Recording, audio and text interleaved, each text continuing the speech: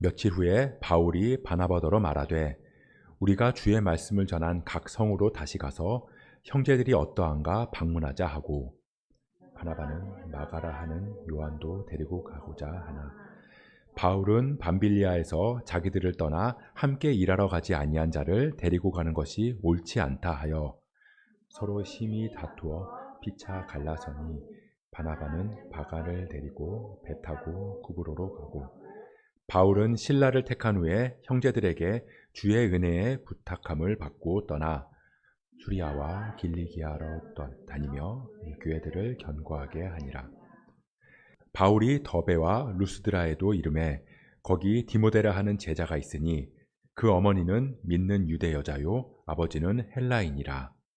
디모데는 루스드라와 이고니온에 있는 형제들에게 칭찬받는 자니 바울이 그를 데리고 떠나고자 할새 그 지역에 있는 유대인으로 말미암아 그를 데려다가 할 일을 행하니 이는 그 사람들이 그의 아버지는 헬라인인 줄 다 알미러라. 여러 성으로 다녀갈 때에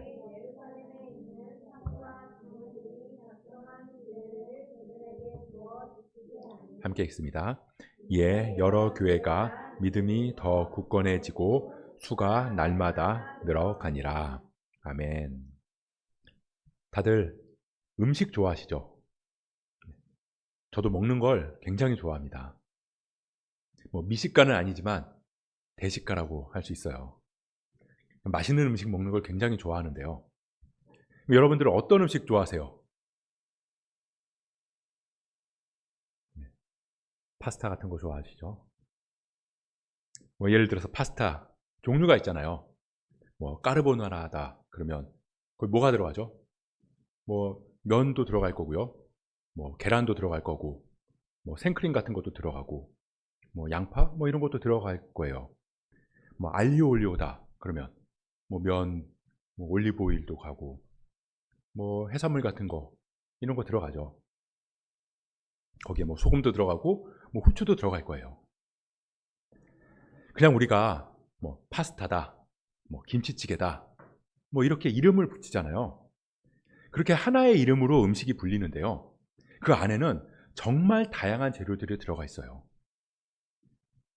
그 재료들이 다 들어가서 맛의 조화를 이룰 때, 가장 최적의 밸런스가 딱 맞을 때 우리는 그 음식을 먹으면서 맛있다 라고 평가를 합니다.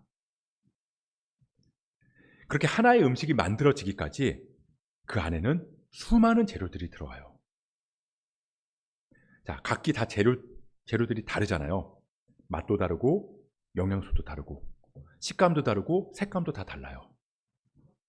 근데 그 많은 재료들이 하나로 어우러지기가 사실 쉽지 않습니다. 맛이 다 따로따로 놓을 수 있거든요. 그러니까 어떤 음식을 만들 때 좋은 재료만 다 집어넣는다고 해서 그 음식이 맛있어지는 게 아니라는 거예요. 각기 개성이 있는 그 재료들을 잘 달래가지고 하나의 맛을 이루어야 되는 거죠. 자, 그 기능을 제일 잘하는 게 뭘까요? 그 기능을 제일 잘하는 것이 있어요. 저는 개인적으로, 이건 제 개인적인 생각인데, 그 기능을 제일 잘하는 선수가 조미료라고 생각을 합니다. 음식을 딱 만들면 맛을 딱 보잖아요. 그럼 좀 밍밍할 때가 있어요. 그래서 소금을 뿌리고 간장을 넣고 그래도 짜기만 하고 이게 계속 뭔가 맛이 안 날 때, 그때 저는 제가 넣는 비장의 무기가 하나 있거든요. 라면 스프라고. 이 죽은 음식도 살린다는 이 라면 스프. 이 라면 스프를 딱 넣으면요, 그 안에 이 MSG가 들어가 있잖아요. 그것도 이제 조미료의 일종일 텐데, 이 라면 스프를 딱 넣는 순간 그 안에서 서로 이제 자기가 잘났다고 우기는 그 재료들이 갑자기 서로 화해를 하면서 가장 조화로운 맛으로 싹 변해서 우리의 입안에 딱 들어온다는 거예요. 자, 이 라면 스프 음식에 넣으면 너무너무 맛있어요. 기가 막힌 맛이 납니다. 근데 맛이 있긴 한데요, 사실 이 음식에 이 라면 스프를 넣는다 그러면 약간 뭔지 모르게 이 깨림직하거든요. 좀 이 우리 몸에 죄를 짓는 것 같기도 하고. 그리고 이 라면 스프를 넣은 음식을 다른 사람한테 이 손님 대접하는 음식에 또 내놓기도 조금 애매해요. 그래서 많은 음식점뿐만 아니라 이 가정에서도 이 라면 스프는 당연히 잘 안 넣고요. 이 조미료도 사실 필요한 만큼만 조금씩 넣어요. 가급적 적게 사용하려고 이렇게 노력을 하는 것 같더라고요. 그래서 어떤 식당에 가면요, 크게 이 앞에 현수막에 우리 가게는 뭐 조미료를 사용하지 않습니다, 이렇게 광고를 하는 식당들도 종종 보게 돼요. 그런데 이 라면 스프만큼은 아닌데요, 라면 스프에 버금갈 만한 이 마법의 재료가 또 하나 있습니다. 근데 이 재료는요, 가정에서뿐만 아니라 이 음식점에서도 당연하게 사용하는 재료예요. 소스. 요리하는 가정이라면 집집마다 꼭 하나씩 있는 것. 바로 굴소스입니다. 이 굴소스는 이 라면 스프만큼 이 막강한 힘을 가지고 있지는 않은데요, 그래도 이 굴소스 하나만 넣어도 충분히 훌륭한 요리를 만들어낼 수도 있더라고요. 그러니까 이제 막강하죠, 파워가. 근데 이 굴소스 처음에 어떻게 해서 탄생하게 됐는지 혹시 아세요? 이 저희 가족이 너무나 재밌게 보는 책 중에 이 오므라이스 잼잼이라는 책이 있어요. 이 어떤 책이냐면요, 이 작가가 이 음식, 세계 여러 나라 음식, 우리나라 각 지방의 음식들을 이렇게 먹으러 다니면서 그 음식들을 이제 소개해주고 그 음식의 맛을 평가해주고 그 음식의 유래에 대해서 이렇게 설명을 해주는 만화책이거든요. 근데 이 책이 정말 인기가 많아요. 그래서 뭐 십몇 권씩 이렇게 전집으로 나오기도 하는데, 이거 우리 가족들이 재밌어 해서 도서관에서 이제 몇 권씩 빌려서 집에서 심심할 때마다 읽는 거죠. 아무튼 그 책에 이 굴소스에 대한 내용이 나오는데요, 어떤 내용이냐면요, 이 굴소스가 어떻게 탄생했냐, 그거에 대해서 설명을 이제 쭉 해주는데, 이 굴소스가 어떻게 탄생했냐면요, 지금으로부터 137년 전에 이 홍콩 옆에 광동성에 이 주하이라는 도시에서 시작이 됐다고 해요. 거기에 이금상이라고 하는 사람이 이 굴 요리 전문 식당을 딱 운영을 하고 있어요. 근데 하루는 이 사람이 이제 굴 요리를 막 하다가 단체 손님이 온 거예요. 그래서 가서 이제 이 단체 손님들을 챙기느라고 이 굴 요리를 하느라고 이제 끓여놓고 있는 이 굴이 이제 끓고 있는 걸 깜빡하고 있었던 거죠. 그래서 이 사람들 대접하면서 이 사람들을 잘 이렇게 챙기고 그리고 돌아와 봤더니 이 굴이 완전히 쫄아버린 거예요. 얼마나 속상하겠어요. 재료는 재료대로 다 날려야 되고 또 요리를 새로 하려면 또 시간이 또 그만큼 들어가야 되고, 그래서 좌절해서 이렇게 다 앉아 있는데 이 굴이 쫄았잖아요. 근데 여기서 이 쫄아버린 이 음식에서 냄새가 이렇게 나는데 그 냄새가 나쁘지 않더라는 거예요. 그래서 이 쫄아버린 굴을 한번 싹 찍어서 딱 먹어봤는데 이게 짭짤하면서도 바다 내음도 나면서 이 뭔가 굉장히 농축된 뭐 그런 근사한 맛이 나더라는 겁니다. 그래서 이 사람이 이걸 음식에 조금 넣어가지고 섞어서 요리를 하기 시작한 거예요. 그랬더니 이제 식당에 오는 사람들이 이 집 음식 맛이 깊어졌다고 그러면서 손님들이 막 넘쳐나기 시작하고, 급기야는 이걸 굴소스라고 해서 상품으로 만들어서 팔기 시작했다는 거죠. 그렇게 인기를 끄니까 본격적으로 회사를 만들고 회사를 차려서 이제 수출도 하고, 그러다 이제 화교도를 통해서 이제 전 세계로 이 소스가 알려지게 되고, 그렇게 되면서 이 음식 산업에 획기적인 한 획을 그은 지금의 이금기 굴소스가 탄생하게 됐다. 그런 이야기가 적혀 있어요. 저는 이걸 보면서요, 뭐 새로운 음식이든 뭐 조미료든 아니면 또 다른 무언가든 간에 어떤 경우에는 이 작정하고 막 투자하고 연구해서 개발하고 그래서 어떤 새로운 음식이든 새로운 물건이든을 개발해낼 때가 있어요. 근데 그런 거 하면요, 그것보다 대부분의 것들은 보면 실수나 실패에서부터 시작돼서 생각지도 못한 결과물을 얻어내게 될 수도 있구나. 저는 그 생각이 들더라고요. 우리가 이 사도행전 14장까지의 내용이 사도 바울이랑 바나바가 1차 선교 여행을 다녀온 내용이에요. 그리고 15장에서는 지난 시간에 살펴봤듯이 21절까지가 이 바리새파 유대인들이 이 안디옥 교회에 와서 너희들 구원받으려면 할례 받아야 된다. 율법 지켜야 된다. 그렇게 막 이야기를 하고 다니니까 그 일로 인해서 이방 사람들이 구원에서 멀어지고 그런 일들이 생기게 된 거죠. 그래서 바울이랑 바나바가 안 되겠다. 그래서 사도들이 모여있는 예루살렘으로 가서 그곳에서 사도들, 장로들이 모여서 회의를 했다. 기억나시죠? 그래서 그 회의에서 내려진 결론, 하나님의 뜻이 뭐냐면 우리가 하나님께로 돌아온 이방인들을 괴롭게 하지 말자. 단 이것만은 지키게 하자. 우상의 더러운 것과 음행과 목매어 죽인 것과 피를 멀리하게 하자. 이게 뭐라고 그랬죠? 한마디로 그리스도인으로서의 정체성을 지키자.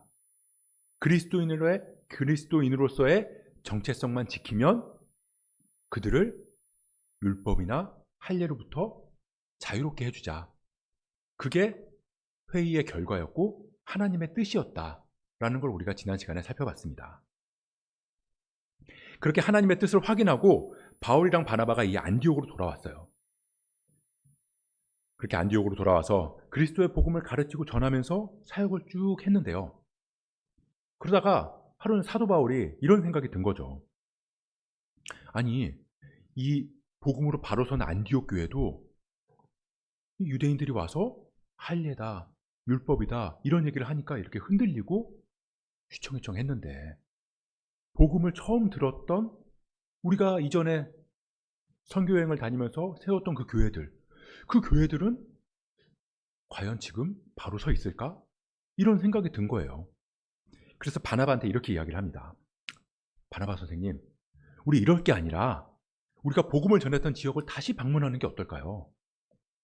여기 안디옥엔 이미 제자들도 생겼고 할례 문제도 이제 다 해결됐고 어느 정도 교회가 든든히 서나가게 됐으니까 우리가 복음을 전했던 도시들 다시 쭉 다니면서 어떤지 한번 확인해 봅시다.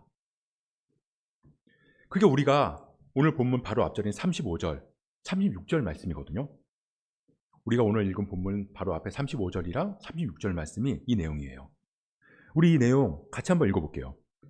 사도행전 15장 35절, 36절 말씀입니다. 시작. 바울과 바나바는 안디옥에서 유하며 수다한 다른 사람들과 함께 주의 말씀을 가르치며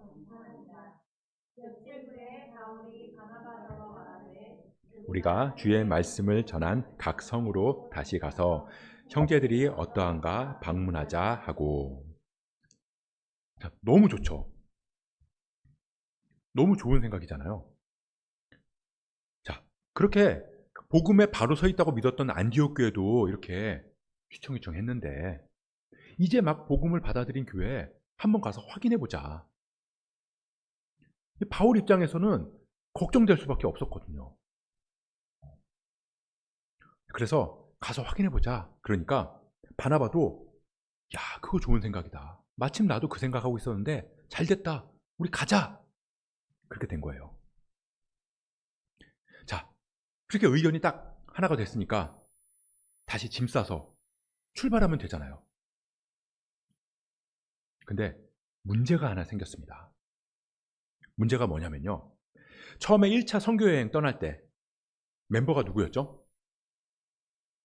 바울, 바나바, 그리고 마가라 하는 요한.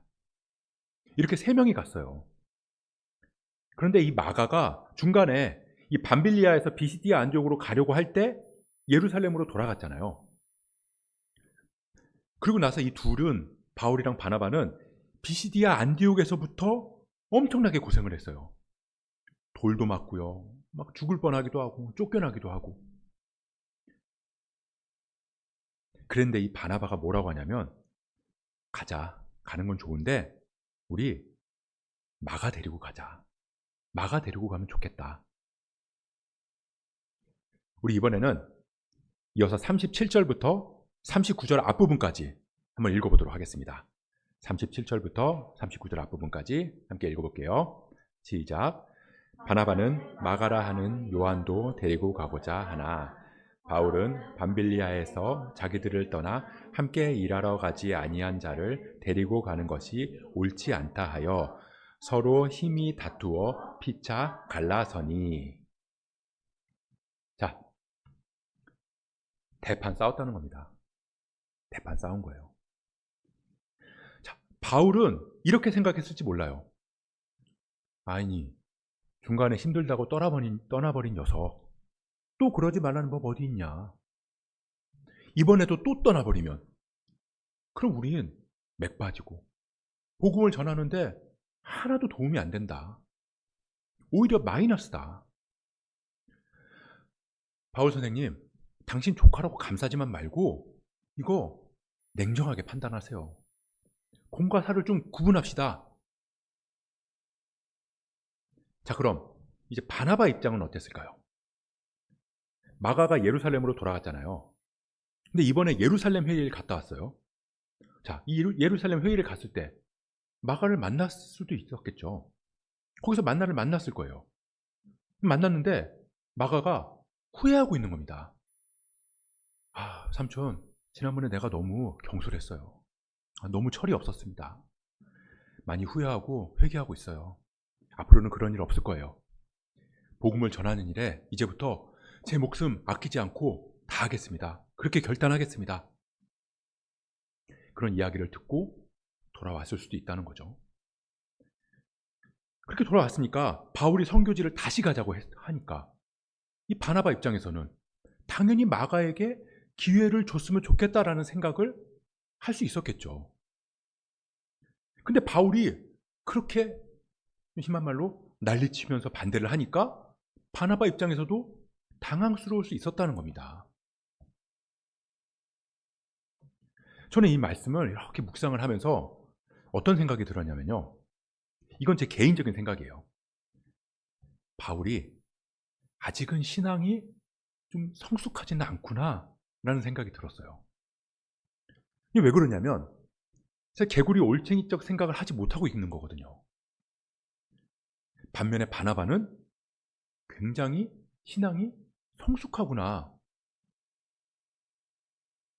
이 사도행전 4장에 보면요, 이 바나바를 뭐라고 소개를 하고 있냐면 구브로에서 난 레위족 사람이 있으니 이름은 요셉이라.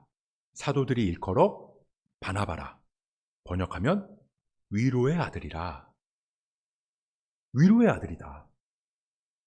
그러니까 바나바를 만나는 사람마다 위로를 받았다. 하나님의 마음으로 사람을 대하다 보니까 위로를 받은 거겠죠. 게다가 11장에서는 바나바를 어떻게 소개하냐면요, 바나바는 착한 사람이요. 착한 사람이래요. 바나바는 착한 사람이요 성령과 믿음이 충만한 사람이라. 이에 큰 무리가 주께 더하여지더라.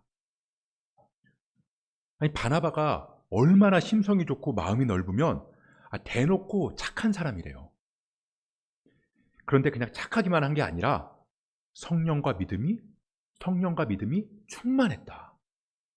그러니까 한마디로 그리스도 닮은 삶을 살아갔다.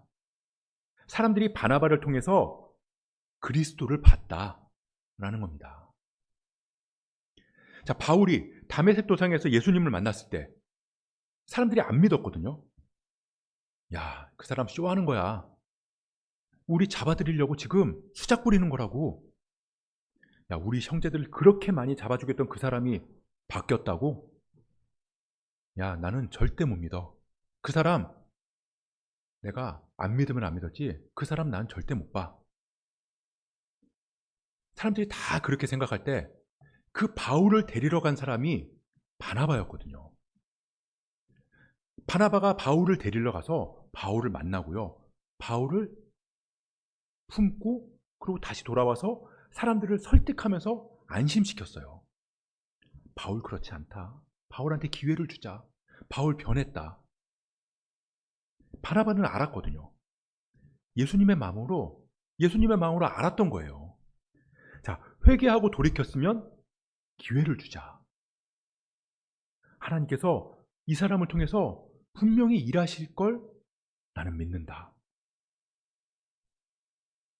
근데 그랬던 바울이 조금은 속된 말로 사역 조금 하다 보니까 개구리 올챙이적 생각하지 못하고 마가도 못 믿고 받아들이지 못하고 그러고 있다는 겁니다. 이 바나바는요, 마가가 자기 조카라서 그런 게 아니에요. 바울이랑 마찬가지로 마가를 믿어준 거거든요. 그러니까 하나님께서 행하실 일들을 기대했던 거예요. 아무튼 그 일로 인해서 이 바울이랑 바나바가 갈라져서 바나바는 이 마가를 데리고 1차 선교여행 코스대로 구브로 섬으로 출발을 했고요. 바울은 실라라고 하는 사람을 만나서 그 사람이랑 같이 1차 선교여행의 코스에 반대로 거꾸로 수리아랑 길리기아 쪽으로 이렇게 떠나게 된 거예요. 자, 만약에 바울이랑 바나바랑 싸우지 않았다면 어떤 일이 일어났을까요? 오늘 잘 모르지만 그래도 생각해 볼 때는 1차 선교여행 때처럼, 아니 어쩌면 그보다 더 크게 굉장히 엄청난 시너지로 놀라운 복음의 역사가 일어날 수도 있었을 거예요. 하지만 둘이 싸우고 헤어졌거든요. 근데 그렇다고 해서 거기서 하나님의 일하심이 끝나는 게 아니라는 겁니다. 무슨 말이냐면 실수로 굴을 졸여버린 그 어처구니 없는 상황 속에서도 굴소스라고 하는 엄청난 재료가 탄생하게 된 것처럼 바울과 바나바가 다투고 헤어졌어요. 어쩌면 이거 굉장한 실수고 실패라고 할 수도 있거든요. 자, 이 실수와 실패, 물론 이걸 하나님이 이것까지 계획하셨다라고 우리는 말할 수는 없을 거예요. 실수는 실수예요.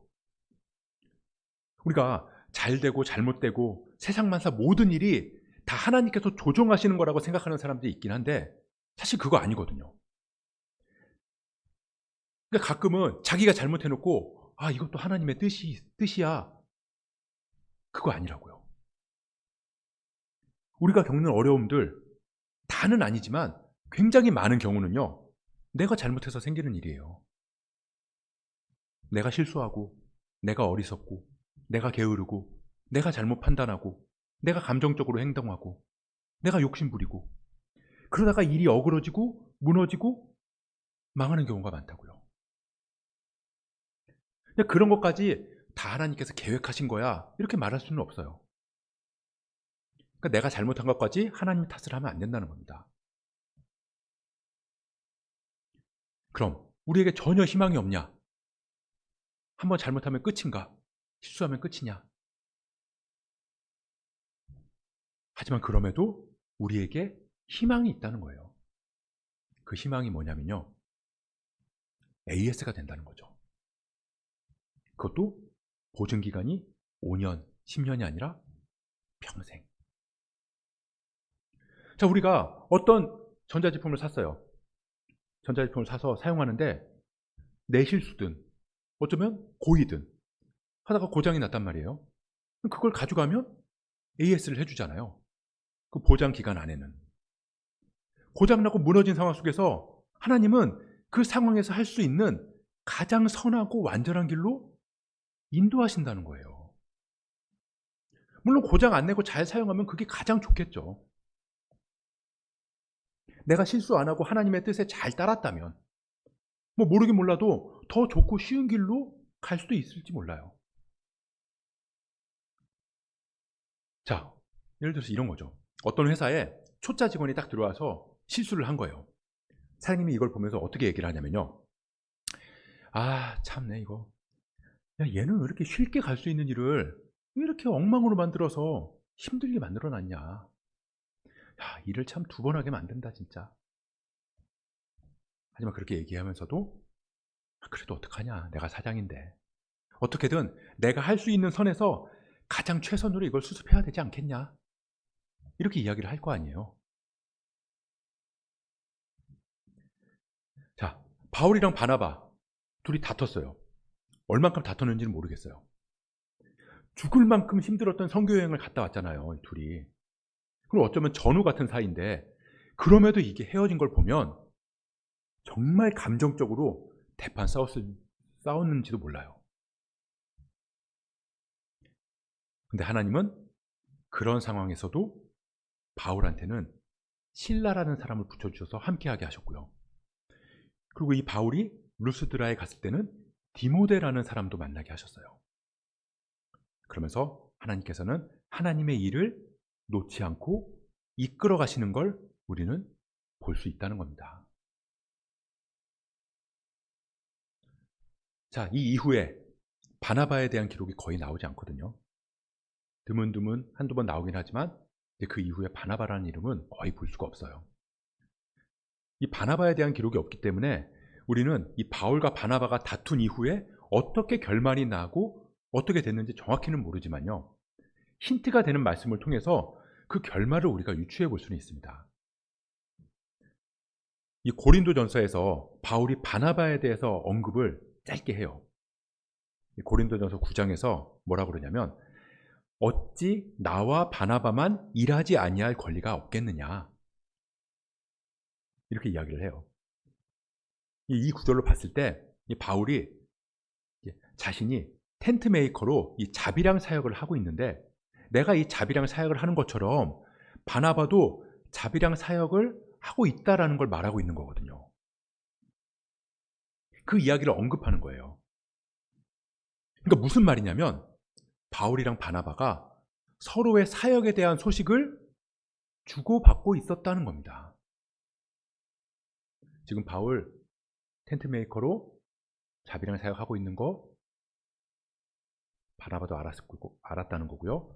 바나바도 자비랑 선교를 하고 있다는 걸 바울도 들어서 알았다는 거예요. 서로 교류가 있다는 거죠. 그리고 이 골로새서 4장에 보면요, 바울이 뭐라고 이야기를 하냐면, 나와 함께 갇힌 아리스다고와 바나바의 생질 마가라고 말해요. 마가가 바울이 갇혀 있을 때 같이 있었다는 겁니다. 그리고 또 디모데 후서 4장에 보면요, 바울이 디모데한테 뭐라고 편지를 하냐면, 네가 올 때 마가를 데리고 와라. 그가 나의 일에 유익하다라고 말해요.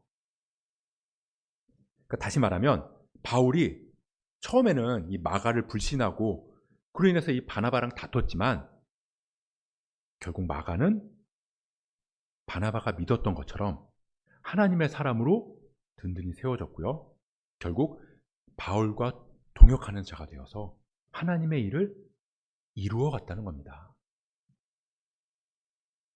자, 굴이 쪼려져서 괴로웠지만 생각지도 못한 굴소스의 탄생으로 음식 산업의 발전을 이루게 된 것처럼, 바울과 바나바가 다투고 헤어졌지만 그로 인해서 하나님의 사람들이 세워졌고 그들이 하나가 되어서 하나님 나라를 이루어가게 되더라.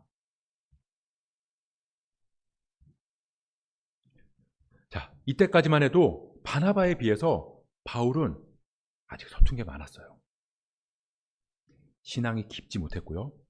열정만 강했을 때인지도 몰라요. 보통 보면 신앙 초년생들이 이런 문제를 많이 겪잖아요. 하나님 처음에 딱 만나면 그 뜨거운 감정, 기도하는 족족 응답되고 환상도 볼 때도 있고 이런 은사를 체험하기도 하고, 그러다 보면 내가 뭔가 이 대단한 사람이 된 것처럼 그렇게 느껴요. 근데 뭐 열정은 있고 뜨겁고 그러다 보니까 이 오랫동안 신앙생활 하면서 성숙하고 무르익은 사람들을 딱 보면 뜨뜻미지근하게 그렇게 보일 때가 있다는 거죠. 그러면 이제 그 사람들이 볼 때, 저 사람 믿음 없네, 저 사람 무슨 뭐 차지도 않고 뜨겁지도 않네, 이렇게 평가를 할 때가 있다는 겁니다. 신앙 초년생들이. 그래서 실수할 때가 많아요. 어쩔 때는 복음이 전해지는 데 있어서 방해가 될 때도 있습니다. 근데 그 사람들이 조금씩 시간이 지나면서 신앙이 깊어지고 무르익어가게 되다 보면 단순히 뜨겁고 열정만 가지고 신앙생활을 하는 게 아니구나라는 걸 알아가게 돼요. 하나님과의 깊은 관계가 생성되는 거거든요. 자, 그것뿐만 아니라 우리가 살아가면서도 하나님의 자녀로 산다고 우리는 말하지만 얼마나 많은 실수를 하냐고요. 말실수도 하고요. 행동도 실수하고요. 안 되는 거 뻔히 알면서도 감정적으로 그렇게 행동하기도 하고 욕심대로 판단하고 선택하기도 해요.